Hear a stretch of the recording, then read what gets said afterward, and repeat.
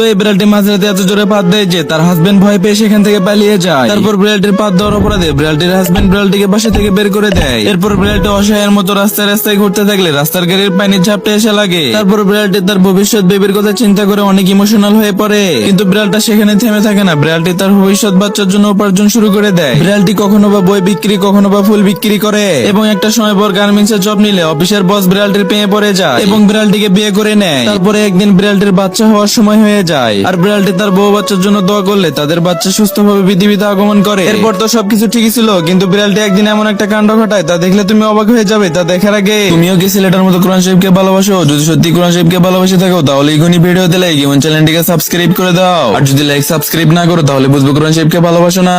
তারপর বিড়ালটি আবার এত জোরে পাত দেয় যে এবার তার হাজবেন্ডের হাত পা ভেঙে যায়। তারপর বিড়ালটির হাজবেন্ড আদালতে বিচার দিলে বিড়ালটির পাতের গুণ দেখে বিচার করতে পারে না, আর আদালতে পাত দেওয়ার কারণে বিড়ালটিকে রাস্তায় বের করে দেওয়া হয়।